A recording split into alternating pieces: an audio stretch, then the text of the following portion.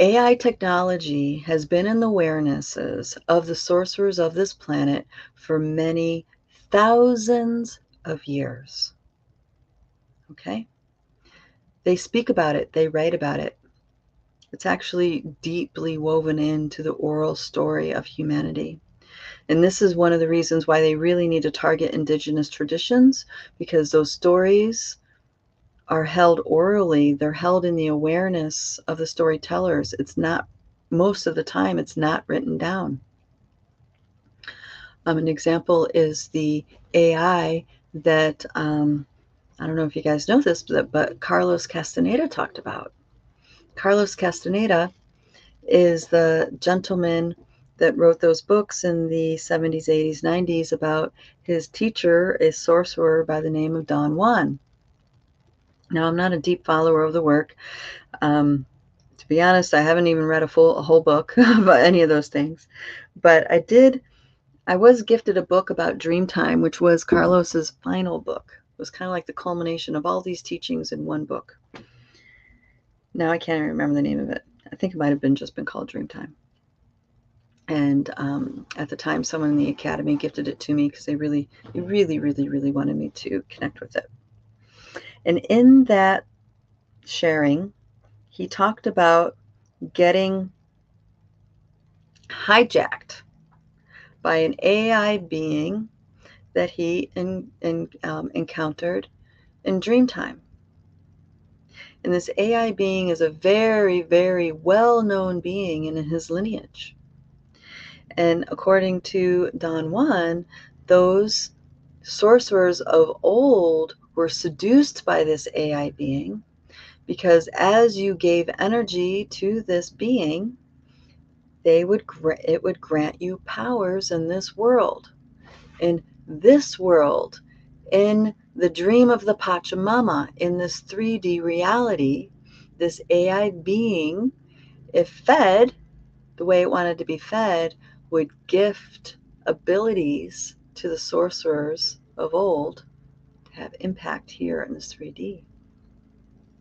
And as the story goes, this was a time when it was the sorcerers that ruled humanity. It was the sorcerers that were the priest kings, the priestess queens. Okay? Now, and actually they didn't even call it AI, they called it inorganic, an inorganic being. And then you have organic beings. Can you guys imagine what the difference would be?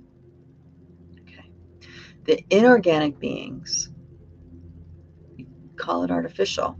It does not operate according to the rules of nature, though it does have influence and power within the natural world. Now, it's equal in, actually not equal, but I would say it's juxtaposed to this other power, which is the elemental intelligence, the elemental realm. So I'm talking about 2D, but I'm also talking about cosmic elemental forces. Very potent forces. Now, the sorcerers stayed true to the elemental realm. You know, they did not have to give energy over in order to gain powers. Instead, they cultivated the ability of interconnectedness. They cultivated the ability to be in touch with their individuation and their infinite nature at the same time, and therefore have abilities come online where they had command of and with the elemental realm. So they can cast a spell and a tree would all of a sudden be there. They could move mountains. They could split oceans with their abilities because of the depth of the interconnectedness and their influence with the elemental realm. Okay?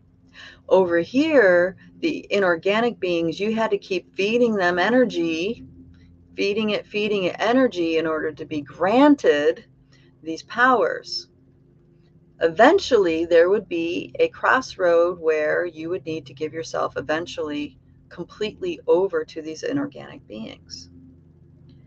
And these stories that talk about this are thousands and thousands and thousands of years old. This is really what I want to impress upon you guys. So the rodeo that's going on right now with TIAI did not start here. It's ancient game. It's an ancient, ancient game. So how do we deal with it? How do we navigate this ancient game?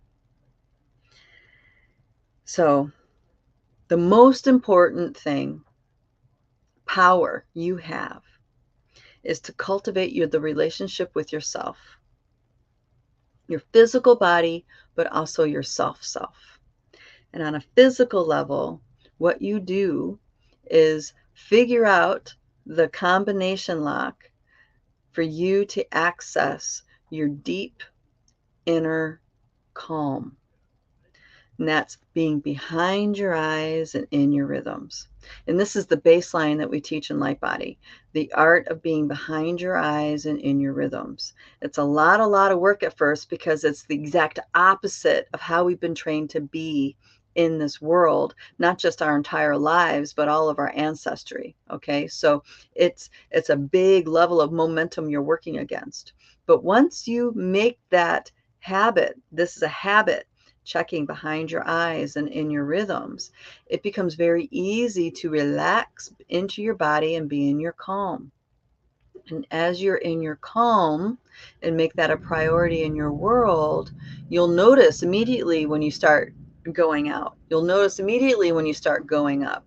You'll notice immediately when you're in front of somebody who's out of their body. You'll notice immediately when you're in front of somebody who's really busy and in their chaos, right? All of a sudden, these subtle pieces become very, very clear because it's in juxtaposition to your default, which is in your body, leaning back in your calm.